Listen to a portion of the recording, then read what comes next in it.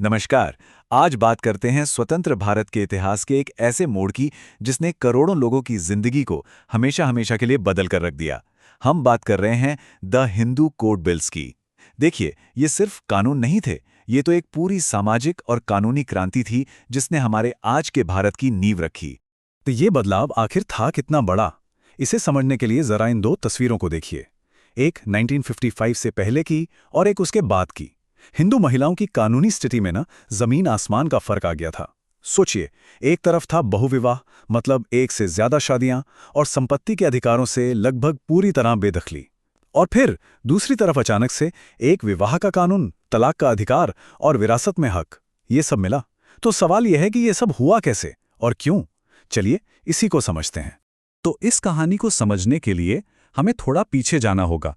ये जानना जरूरी है कि उस समय हालात क्या थे। देखिए, 20वीं सदी की शुरुआत में जो हिंदू पर्सनल लॉ था, वो एक ऐसी व्यवस्था बन चुका था जिसका विकास आप कह सकते हैं लगभग रुक ही गया था।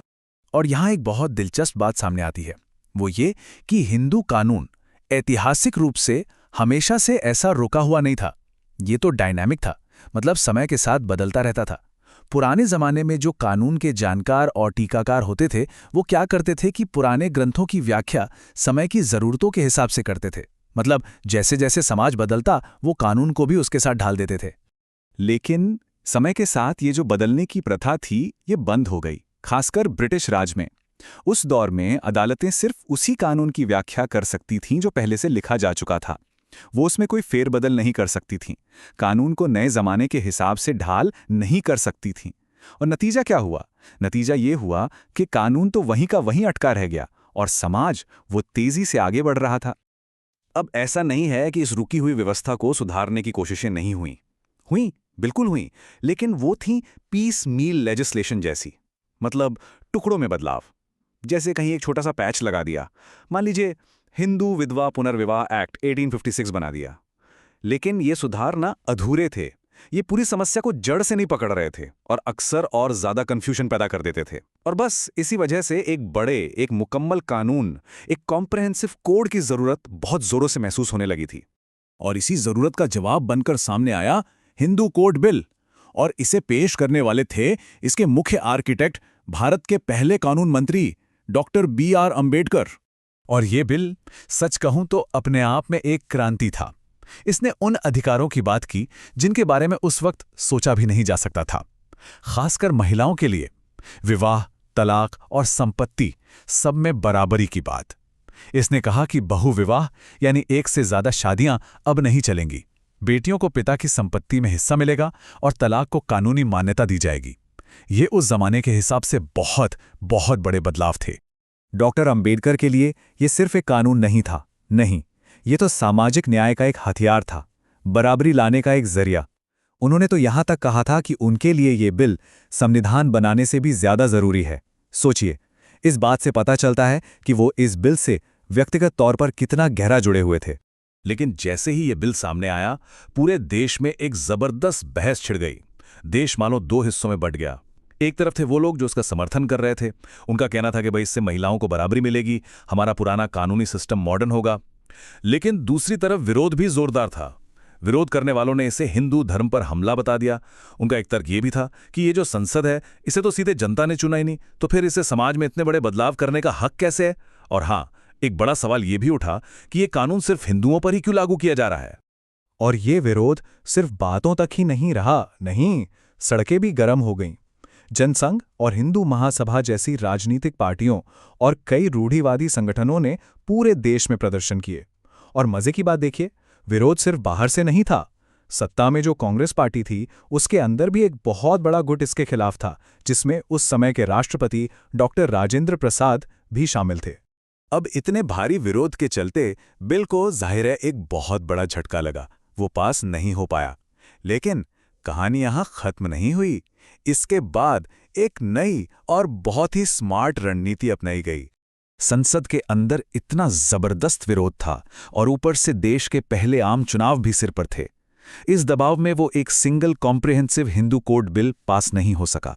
और इस बात से डॉक्टर अंबेडकर इतने निराश हुए, इतने आहत हुए कि उन्होंने 1951 में कानून मंत्री के पद से ही इस्तीफा दे दिया। लेकिन प्रधानमंत्री जवाहरलाल नेहरू हार मानने वालों में से नहीं थे। वो इन सुधारों को लेकर पूरी तरह से कमिटेड थे। तो पहले आम चुनाव जीतने के बाद उन्होंने एक नई स्ट्रैटेजी अपनाई। उन्होंने क्या किया कि उस एक बड़े विवादास्पद बिल को 4 अलग-अलग छोटे-छोटे एक्ट्स में तोड़ दिया। ये एक पॉलिटिकल मास्टर स्ट्रोक था। अब एक-एक करके इन सुधारों को पास कराना कहीं ज्यादा आसान हो गया था। तो चलिए अब एक-एक करके देखते हैं कि इन 4 एक्ट्स ने आखिर क्या किया और कैसे इन्होंने भारतीय समाज को हमेशा के लिए बदल दिया। सबसे पहले आया द हिंदू मैरिज एक्ट 1955। इसने 3 बड़े काम किए। पहला, इसने बहुविवाह को यानी एक से ज्यादा जीवन साथी रखने को गैर कानूनी बना दिया।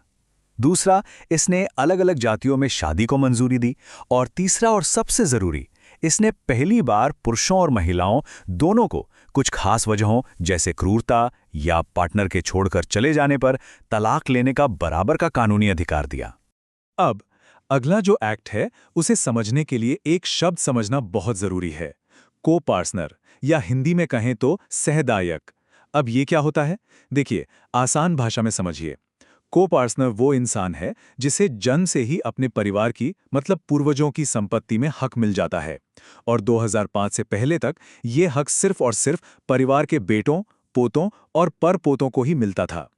और बस यहीं पे द हिंदू सक्सेशन एक्ट 1956 ने आकर सबसे बड़ा, सबसे क्रांतिकारी बदलाव किया। इस एक्ट ने पहली बार बेटियों को उनके पिता की खुद की कमाई हुई संपत्ति में बेटों के बराबर का हकदार बनाया। हाँ, ये बात सही है कि जो पैतृक संपत्ति थी उसमें बराबरी का हक पाने के लिए बेटियों को 2005 तक इंतजार करना पड़ा, लेकिन ये एक जबरदस्त शुरुआत थी। इस एक्ट ने एक और बहुत जरूरी काम किया। इसने संपत्ति के बंटवारे के लिए वारिसों की 4 कैटेगरी बना दी। इससे क्या हुआ कि एक साफ साफ क्रम तय हो गया कि प्रॉपर्टी कैसे बटेगी, ताकि जो सबसे करीबी रिश्तेदार हैं उन्हें प्राथमिकता मिले और जायदाद को लेकर जो झगड़े होते हैं वो कम हों। और फिर आया the Hindu adoptions and maintenance act 1956। इस एक्ट ने भी 2 बहुत ही प्रोग्रेसिव काम किए। पहला, इसने हिंदू महिलाओं को अकेले अपने दम पर बच्चा गोद लेने का हक दिया। और दूसरा, इसने पहली बार बेटियों को गोद लेने को भी कानूनी मान्यता दे दी, जो पहले नहीं थी। तो इन सारे कानूनों का हमारी जिंदगी पर आखिर असर क्या हुआ? मतलब 1950 के दशक में लड़ी गई ये कानूनी लड़ाइयाँ आज हमारी रोजमर्रा की जिंदगी से, हमारी आज़ादी से कैसे जुड़ती हैं? देखिए, सच तो ये है कि इन कानूनों ने उस बुनियाद को तैयार किया जिस पर आज महिलाओं के सामाजिक और आर्थिक अधिकार खड़े हैं। चाहे वो संपत्ति का अधिकार हो, अपनी जिंदगी के फैसले लेने की आज़ादी हो, पढ़ाई करने या करियर बनाने के मौके हों, इन सब की जड़ें कहीं ना कहीं हमें इन्हीं हिंदू कोड बिल्स में मिलती हैं। और ये पूरी कहानी हमें एक बड़े सवाल के साथ छोड़ जाती है। कहते हैं कि कानून समाज का आईना होते हैं, लेकिन सच ये भी है कि कानून समाज को बनाते भी हैं। और जैसे जैसे समाज बदलता है, कानून भी बदलते हैं। तो फिर सवाल ये उठता है कि क्या किसी देश के पर्सनल लॉ, क्या वो कभी भी पूरी तरह से सेटल हो सकते हैं? क्या उन पर होने वाली बहस कभी खत्म हो सकती है? सोचिएगा जरूर।